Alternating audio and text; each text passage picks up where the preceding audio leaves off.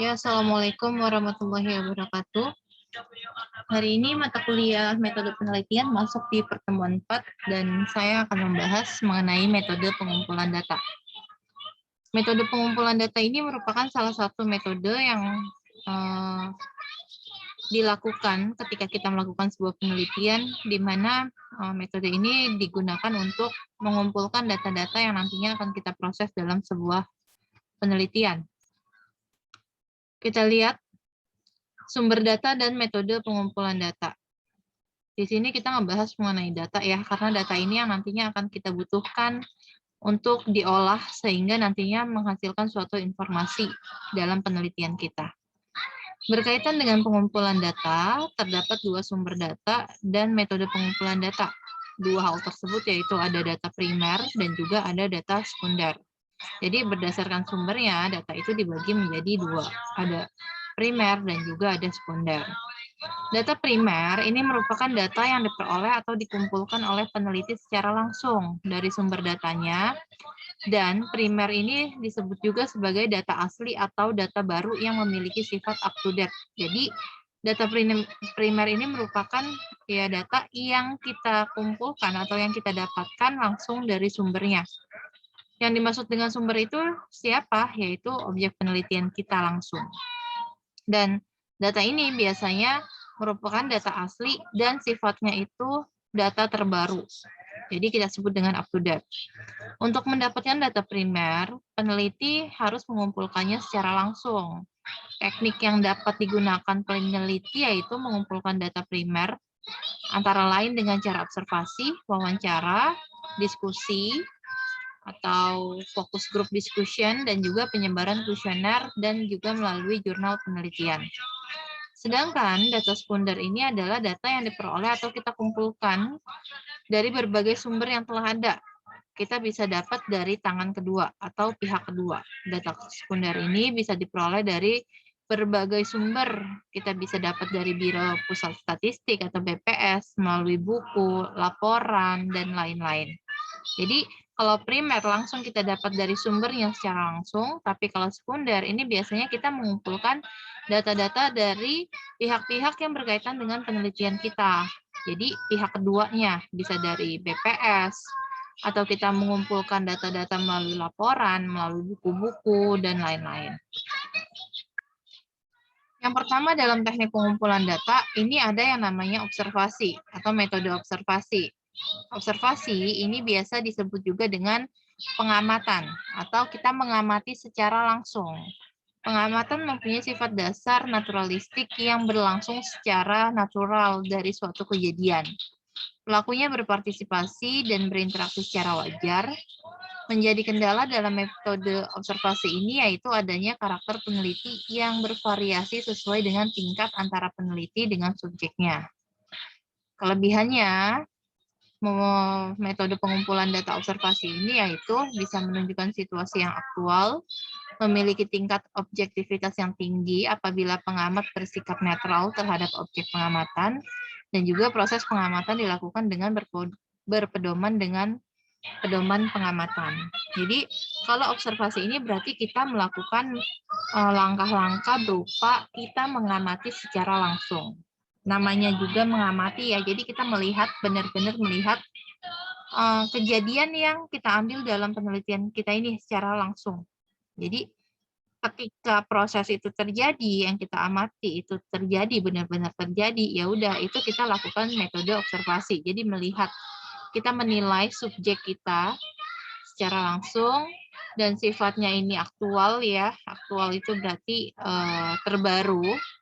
Kemudian tingkat objektivitasnya juga tinggi apabila si pengamat ini bersifatnya netral. Jadi nggak berpihak kemanapun ya dari objek-objek penelitian yang kita amati, dan proses pengamatannya ini berpedoman pada pedoman pengamatan. Itu adalah metode observasi. Jadi melihat, mengamati atau melihat suatu sistem secara langsung. Tujuan dari observasi yaitu yang pertama, menggambarkan suatu objek dari segala yang berhubungan dengan objek penelitian melalui pengamatan dengan menggunakan panca indera. Jadi kita menggambarkan suatu objek dari penelitian kita ya, berhubungan dengan semua objek penelitian kita berdasarkan panca indera yang kita punya. Dari mata, kita lihat, kita punya telinga, kita dengarkan, kemudian kita punya indera perasa, dan lain-lain. Itu kita gunakan semua panca indera kita untuk melakukan atau mengamati atau nantinya untuk menggambarkan suatu objek yang berhubungan dengan objek penelitian kita ataupun kondisi-kondisi yang berkaitan dengan penelitian kita. Yang kedua adalah untuk mendapatkan suatu kesimpulan mengenai objek yang diamati, di mana kesimpulan tersebut disusun dalam sebuah laporan yang relevan dan bermanfaat bagi bahan pembelajaran. Yang ketiga, untuk mendapatkan suatu data atau informasi yang dapat dibagikan kepada pihak lain dalam bentuk karya ilmiah atau non-ilmiah. Itu adalah tujuan observasi. Manfaatnya apa sih? Manfaat dari observasi yang pertama yaitu suatu hasil observasi ini dapat dikonfirmasi dengan hasil penelitian. Jadi hasil dari pengamatan kita nantinya akan bisa dikonfirmasi dengan hasil penelitian kita. Sejajar atau enggak, atau benar nggak sih hasil observasi kita ini seperti ini dan hasil penelitiannya nantinya sama atau enggak. Kemudian deskripsi dalam observasi dapat menjelaskan atau memperkirakan mengenai dunia nyata. Karena yang diamati benar-benar kejadian secara langsung, jadi kita bisa menjelaskan ataupun memperkirakan tentang kejadian yang memang benar-benar terjadi. Yang ketiga adalah memungkinkan orang lain untuk menafsirkan hasil penemuan dan bagaimana akan diinterpretasikan. Itu adalah manfaat observasi. Berikutnya, masih berkaitan dengan manfaat observasi, yaitu observasi juga dapat menjelaskan mengenai suatu peristiwa, dapat diuji kualitasnya, serta menimbulkan spekulasi tentang peristiwa tersebut dalam aturan nyata. Kemudian observasi dapat mencatat indikasi yang terkadang tidak nyata berlangsungnya. Proses observasi dapat mencatat keadaan yang tidak dapat direplikasikan dalam suatu eksperimen. Suatu peristiwa dapat dicatat secara kronologis sehingga berurutan. Dan suatu observasi dapat dikombinasikan dengan menggunakan sistem lainnya. Kelebihan observasi ya, ada juga kelemahannya. Yang pertama itu membutuhkan waktu yang lama untuk melakukan pengamatan, dan di sini kita mungkin merasa kurang efisien dari sisi waktu karena kita benar-benar harus meluangkan waktu untuk bisa datang ke tempat di mana kita melakukan penelitian, kemudian kita mengamati secara langsung. Kendalanya adalah yang pertama di waktu.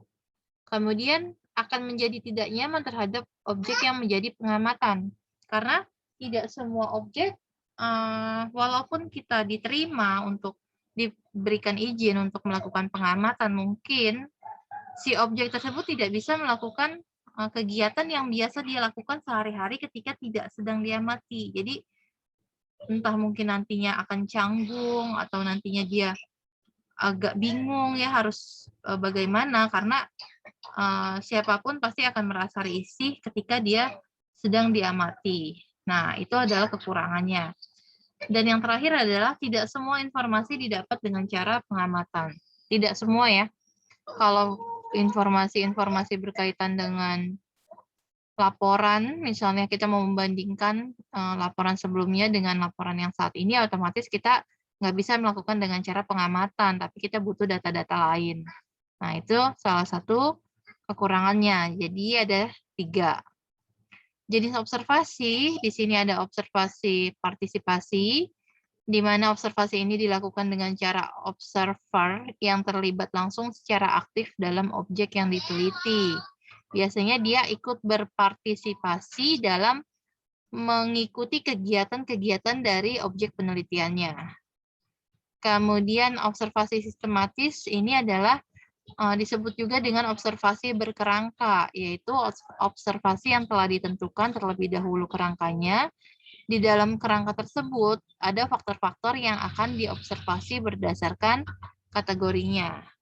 Dan yang ketiga adalah observasi eksperimental, yaitu observasi yang dilaksanakan terhadap situasi yang telah dipersiapkan sedemikian rupa untuk meneliti suatu objek tertentu.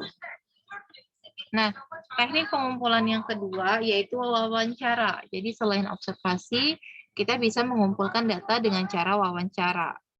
Wawancara ini atau kita melakukan tanya jawab ya terhadap objek penelitian atau orang yang berkaitan dengan penelitian kita. Ada 3 pendekatan dalam mengumpulkan data kualitatif melalui wawancara ya, di mana 3 pendekatan itu mencakup 3 jenis, yaitu ada persiapan, konseptualisasi, dan instrumentasi yang berbeda menurut pattern 2006. Setiap pendekatan memiliki kekuatan dan kelemahan masing-masing, dan juga memiliki suatu tujuan yang berbeda. Wawancara ada yang percakapan informal, atau pendekatan pedoman wawancara umum, dan juga wawancara terbuka yang dibakukan. Nah, jenis-jenis wawancara ya, ada beberapa jenis, ada seleksi, atau wawancara menggunakan elektronik ya. Kalau yang seleksi, ini wawancara dilakukan untuk memilih orang atau kandidat yang paling qualified untuk masuk ke tahap seleksi selanjutnya. Jadi, kita memilih nih siapa kira-kira yang cocok untuk kita wawancarai atau kita melakukan kualifikasi terhadap beberapa orang yang terlibat dalam penelitian. Nah, siapa kira-kira di antara mereka yang akan kita wawancarai?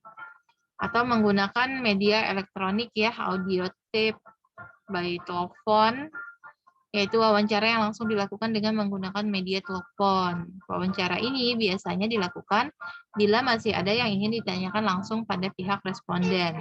Jadi, ketika kita sudah meminta hasil atau meminta data atau informasi dari responden, tetapi ada kekurangan, biasanya kita bisa melakukan wawancara melalui media elektronik. Wawancara kelompok, yaitu ini dilakukan pada 2 atau lebih pewawancara sekaligus pada waktu yang sama. Biasanya kayak apa ya?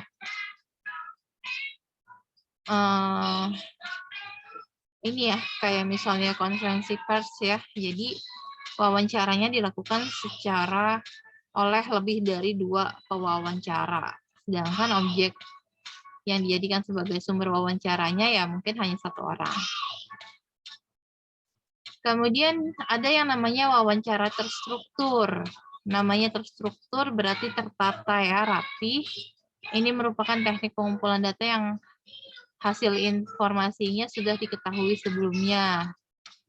Terus proses penyiapan instrumen wawancara berupa daftar pertanyaan dan alternatif jawaban sudah disiapkan. Jadi kalau terstruktur atau tertata rapi, biasanya kita udah punya daftar pertanyaan dan jawabannya itu cukup kita minta responden hanya menjawab menjawab berdasarkan pilihan jawaban yang sudah kita berikan. Jadi dia tinggal memilih aja. Instrumen wawancara ini sebagai pedoman untuk mewawancarai responden yang menjadi target wawancara. Contohnya yang terstruktur seperti ini. Kita udah punya daftar pertanyaan nih. Ada nomor 1, nomor 2. Misalnya nomor 1 kita bertanya tentang bagaimana sih tanggapan Bapak, Ibu, Saudara, atau Saudari terhadap informasi yang ada pada aplikasi mobile BSI ini. Misalnya ini mencari data berkaitan dengan kegunaan dari aplikasi mobile BSI ya, apakah bisa diterima oleh masyarakat atau tidak.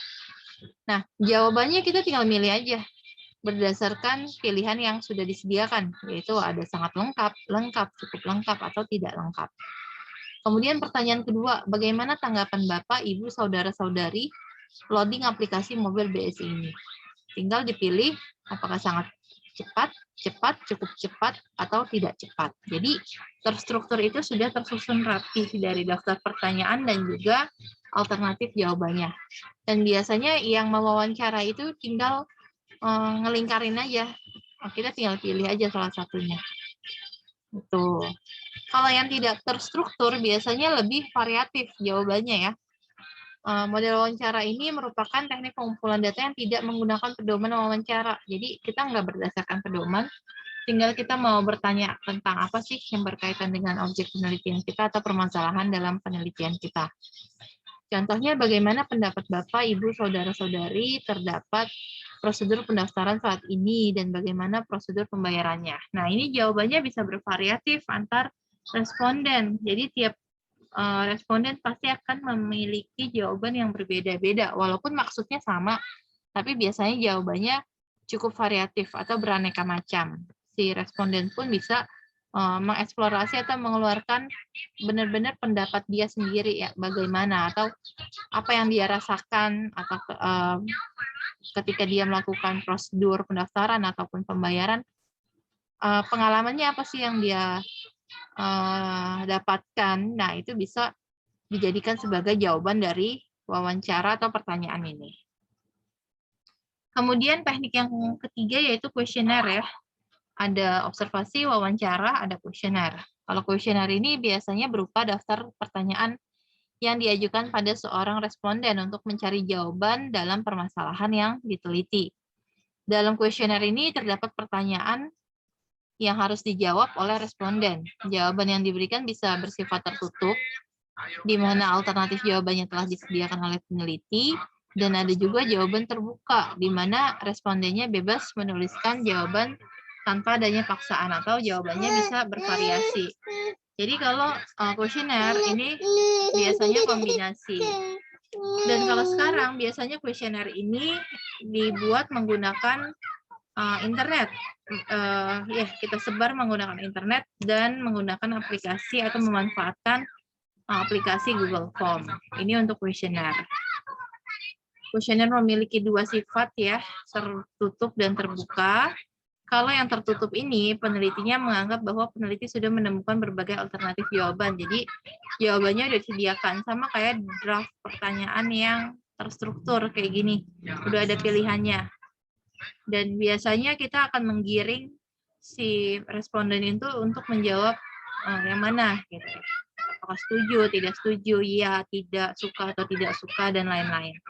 Kalau yang bersifat terbuka, ini karena peneliti ingin mengetahui pendapat responden secara langsung mengenai pertanyaan yang diajukan. Misalnya, bagaimana perkembangan sistem informasi pada saat ini. Dia meminta pendapat dari si responden secara langsung. Jawabannya sama juga seperti wawancara yang tidak terstruktur ya, bisa bervariasi. Pembuatan kuesioner ini itu biasanya terlebih dahulu perlu diuji validitas, reliabilitasnya sebelum disebarkan pada responden.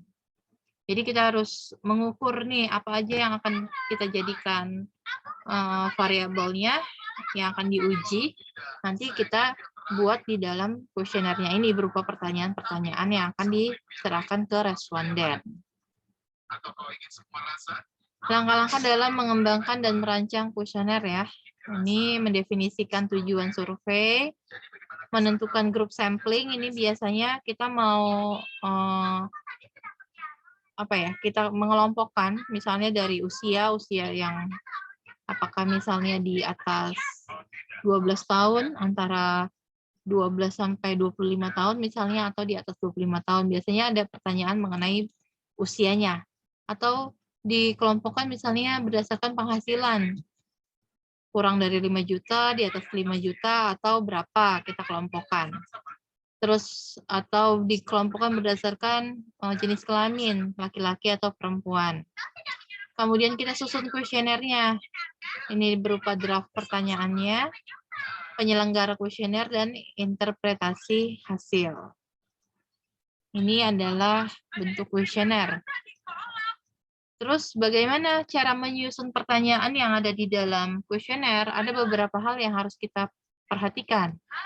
Ada pertanyaan sensitif dan pertanyaan modal jawaban terbuka sebaiknya ditempatkan di bagian akhir kuesioner. Jadi kalau yang sifatnya sensitif, kemudian jawabannya terbuka, kita bisa tempatkan di bagian akhir.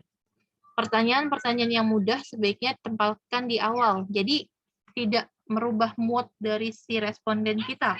Takutnya kalau di awal udah kita kasih yang sensitif, udah ngomongin masalah pendapat dia, ya kalau dia mungkin sensi gitu ya, ngedengarnya langsung kurang suka, mungkin dia malas untuk mengisi kuesioner yang selanjutnya, pertanyaan-pertanyaan selanjutnya. Jadi kita kasih dulu pertanyaan yang mudah.